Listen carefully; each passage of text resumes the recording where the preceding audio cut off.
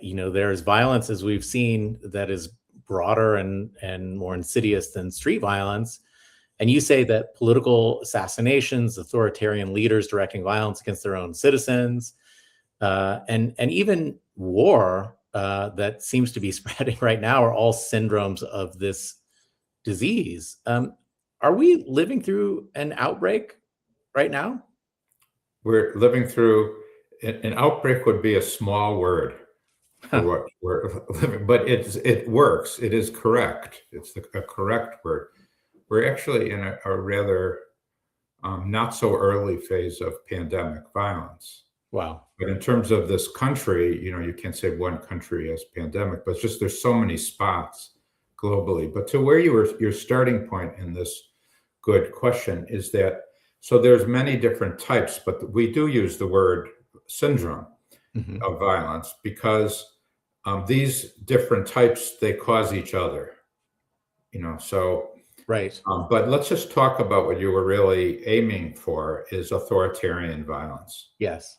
So authoritarian violence is a very specific syndrome and the worst case, because even genocide comes from it and war comes from it.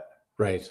And we're seeing now in this country violence happening in multiple directions at the same time. I mean, not only the war, the obvious war in Iran and all of it spread. You can see it spread into all of these other Gulf countries and even into Turkey and so on. But also that there were 7 or 8 other countries that were bombed last year by this administration. But the violence is also obviously coming into the country. So this is what happens with authoritarianism too, and so we're seeing this with the ICE behaviors, which are violent behaviors. We're seeing this with the number of people who have been killed or died in these deportation camps and so on. We're seeing it also in deprivation.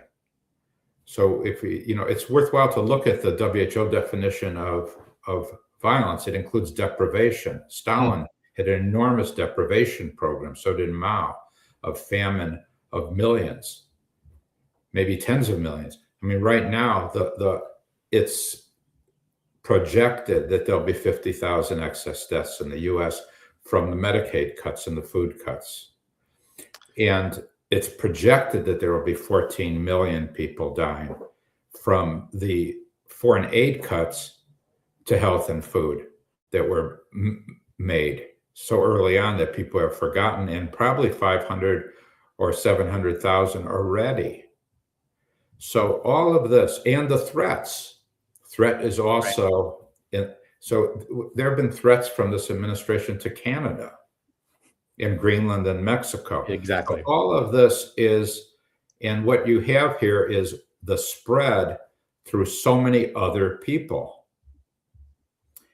And these other people have, in a way, a susceptibility. There's been a lot of exposure and a lot of susceptibility. And that's the way infectious diseases work. A lot of exposure, and then how strong or weak are you in your body or in your mind to resist it? So, I mean, in this case, authoritarian violence disorder, Trump himself is a super spreader. And, I'm curious, when the head of a country with the sort of biggest platform on earth is spreading this syndrome, how do we stop that? How do we disrupt someone like Donald Trump? Well, there's playbooks for this, and there's the epidemic playbook, and they overlap a lot. Interesting. So, in fact, for example, what we in public health call community responses. They're the first pilot that we did in West Garfield Park. We didn't even have interrupters. we primarily had public education, signage, and community objecting every single time there was a shooting. So the pushback through community responses, which are called protests in this realm, are enormous. But they need to be continuous and intensive, and the amount of it is highly relevant. At the same time, there needs to be interruption at all of the points. And so that means, where there is force being used with cruelty and violence in neighborhoods. And, so we kind of overlap with the legal system here because we do all of this in a legal way. Sure.